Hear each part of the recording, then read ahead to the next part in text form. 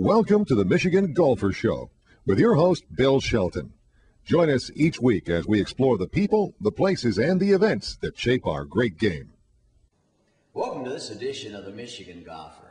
The name Hodges is very much a part of the history of Michigan golf, and delighted today to have with us Harley Hodges and Greg Hodges, his son. And Harley, when you talk about golf, you started almost 40 years ago. That was really just after the boom. Tell us a little bit about what you were seeing in the golf world, and you really did not plan your career to be in golf originally. Well, that's true. I was an engineer with the Soil Conservation Service and have done some work for a farmer there, and he came down to see me one Sunday and asked me to build him a golf course. So I decided, why not? Then I went to National Golf Foundation, went to the library and got some books on how to do it, and from there we got into the golf business. And you've gone through, during this last 40-year period, building some 29 golf courses, and they're all in the state of Michigan.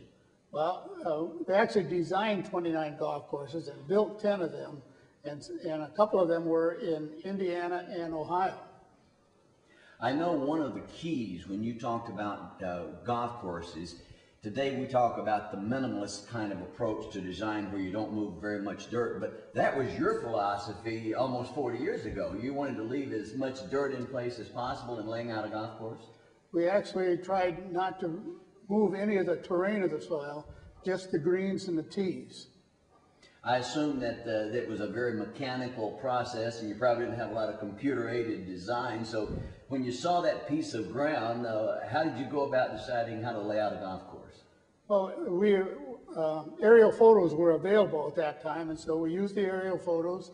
Then we actually walked the terrain and spotted the places on there where greens fit in naturally, and the rest of them we just built. Well, Greg, obviously both of you are PGA members, a life member for Harley, and you're also a PGA professional, but you've been involved in the designing courses. I suppose that probably from your earliest years, you've been involved in golf because of your dad's commitment. How did he bring you into the work?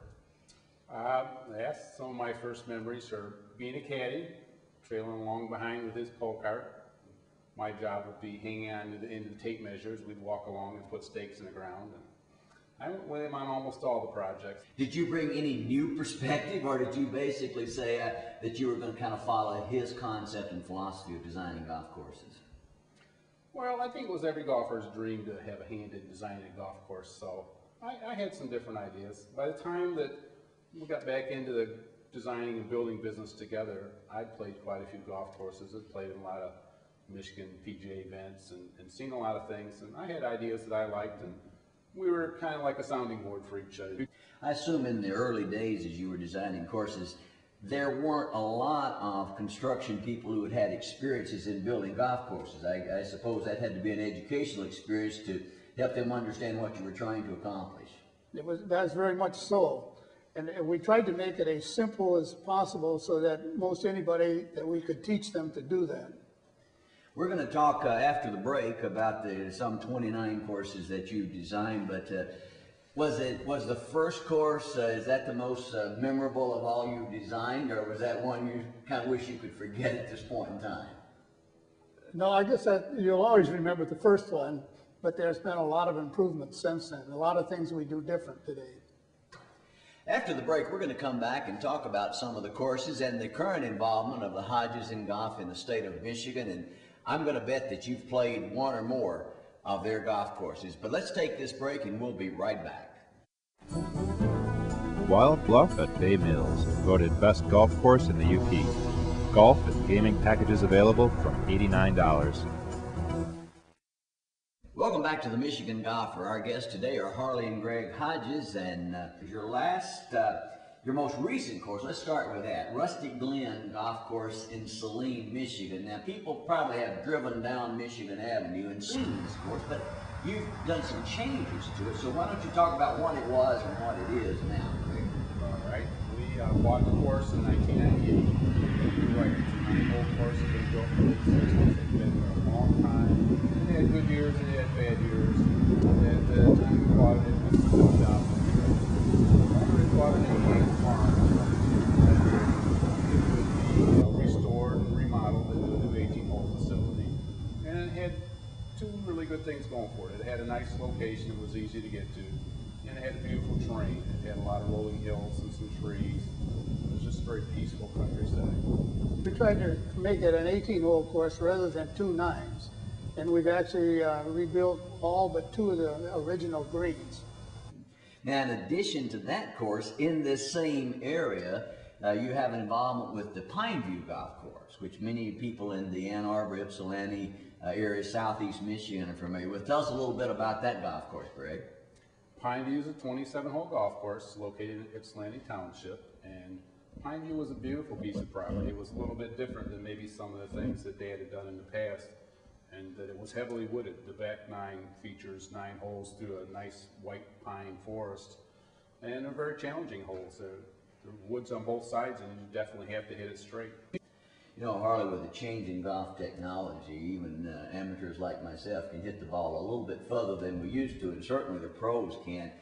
And when we saw the recent Oakland Hills hosting the U.S. Amateur, and we see these young men that are just hitting what used to be called a long golf course, and they're hitting wedges into par 4s. From a design standpoint, was there anything you could do to offset the improvements in golf equipment, or did you just have to say, well, that's where we are in the game today? Well, I guess the only thing you could do is tighten the golf course up so make it more of a target golf course, and where it limits some of the areas that they can shoot to. Have you ever seen one piece of property out of all the courses that you designed that you said, this is the greatest piece of property I could possibly build a course on? I don't know as you could say it's the greatest possibility, but one of the nicest one was Pineview Golf Course in Ypsilanti. Okay. So what's in the future? Oh, I think we both still enjoy playing the game, and we'll stay active. I actually have a son who's 22 and getting interested in the business, so I'm sure I spurred Dad on to his second career in designing and building courses, so who knows what the future will bring. You know, as I look at the 29 courses, and as I see so many of them that I've played also, and I don't know that if our viewers really realize the Hodges impact on golf in the state of Michigan, but you've made a tremendous impact, and we appreciate that. And I know all the golfers who tee it up on one of your courses that you've designed really appreciate it, and we appreciate you being here to visit with us today. Well, I hope they enjoy them. Great. Thank you, Bill. Thank you, Greg. Harley and Greg Hodges, 2 names that you certainly hear a lot about in Michigan golf. Thank you for watching this edition of the Michigan Golfer.